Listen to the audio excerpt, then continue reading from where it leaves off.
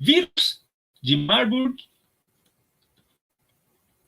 um dos mais letais do mundo, tem surto confirmado pela OMS. O que significa isso? É um assunto de relevância, é um assunto que ainda não está sendo tratado de uma forma muito contundente para a grande mídia, mas eu vou trazer aqui para que vocês consigam entender o que está acontecendo. Vamos lá. Guiné Equatorial, na África Central, confirmou seu primeiro surto do vírus de Marburg, da mesma família do ébola. A regional da Organização Mundial da Saúde, na África, informou na segunda-feira, no dia 13, que 9 mortes foram confirmadas e 16 casos são investigados como suspeitos. A doença de Marburg causa febre hemorrágica com taxa de letalidade de até 88%, de acordo com a OMS. Eu tinha lido em algum lugar que a taxa de letalidade do ébola gira em torno de 70%.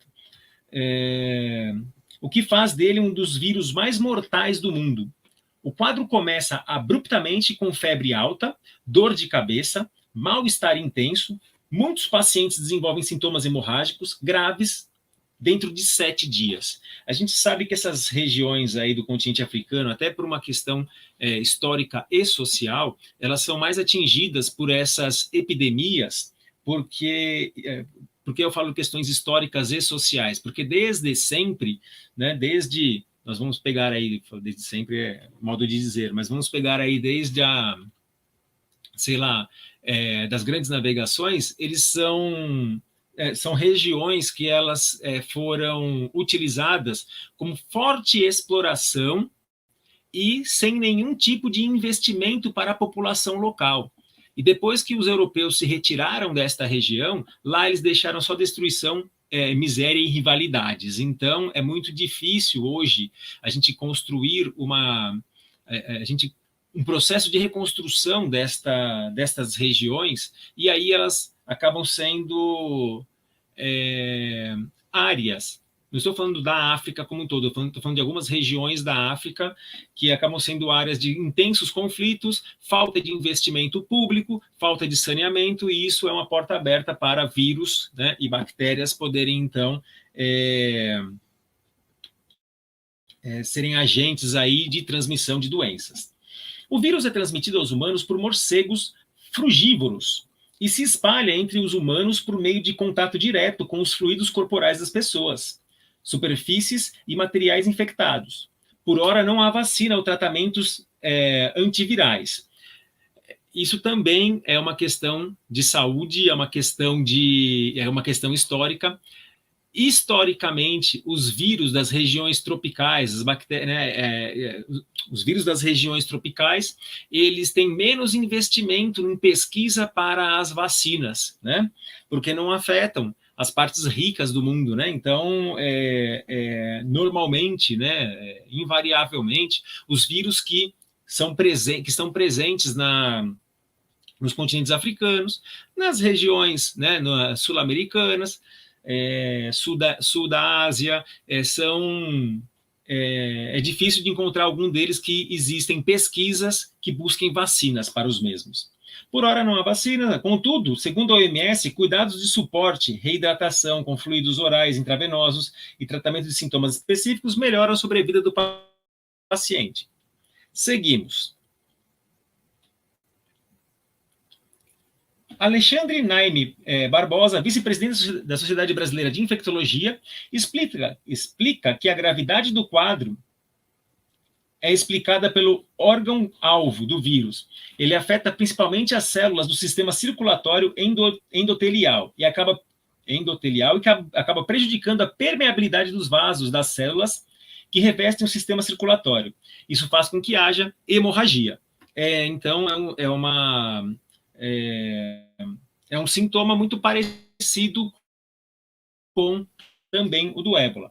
Barbosa diz que a confirmação do surto no país africano não é uma surpresa, uma vez que na região há reservatórios reservatório animal do vírus. Alguns animais silvestres, principalmente morcegos, são hospedeiros naturais dessa família de do vírus. Portanto, eventualmente, com seres humanos. E aí acontece a transmissão interhumanos, que é o que está acontecendo agora. Desde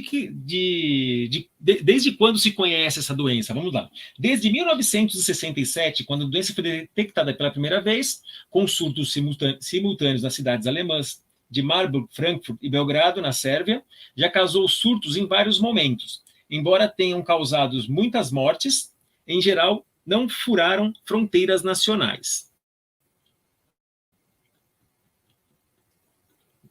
Vamos lá, pulei aqui um parágrafo. Em 2004, um surto do vírus na Angola matou 90% dos 252 infectados. No ano passado, houve 2 mortes relatadas pelo Marburg, em Gana. Só para vocês terem uma ideia, gente, do poder de letalidade dessa doença, a Covid, o índice de letalidade gira em torno de 0,2% a 0,5% dos seus infectados. Então, é uma doença com alta taxa de letalidade. A doença pode se espalhar pelo mundo e chegar ao Brasil? É essa a nossa grande preocupação. Vamos ver.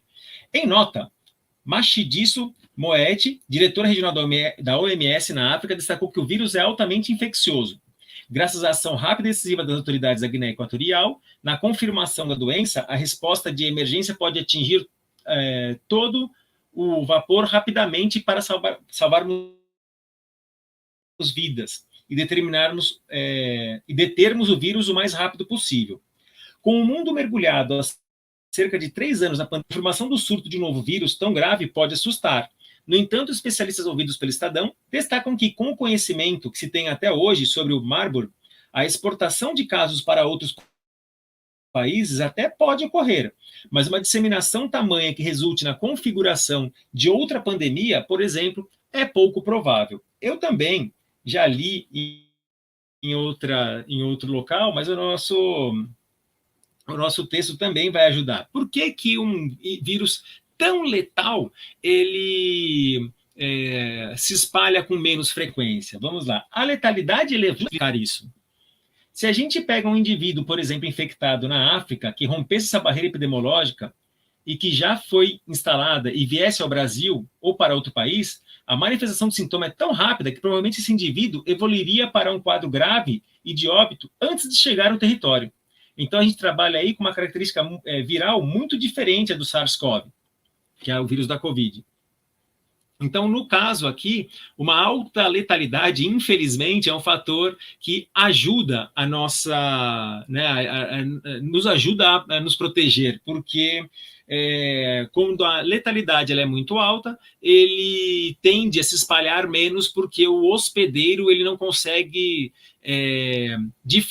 disseminar o vírus tão rapidamente. Mas é um vírus que a gente tem que ficar de olho. O mundo hoje está muito interconectado e não é difícil uma pessoa infectada sair do seu local de origem e espalhar, mesmo que regionalmente, esse vírus, né? Eu acho que os cuidados que nós temos com a pandemia da Covid, ele deve continuar, a gente não pode baixar a guarda ainda hoje, mesmo sabendo que hoje o índice de contaminação da Covid ele está muito baixo. Ele está baixo, está bem menor do que no pico da pandemia. Eu acho que as nossas ações de controle, elas também ajudam não só a disseminação, né, a evitar a disseminação da Covid, mas também outras doenças que possam vir causar. O mundo hoje está muito conectado e a gente não pode baixar a guarda. Então, este é o nosso segundo assunto, lembrando que você pode deixar o seu like aqui conosco. Se você conhece o nosso canal e ainda não é inscrito, se inscreva no canal e, se gostou do vídeo, compartilhe com seus colegas.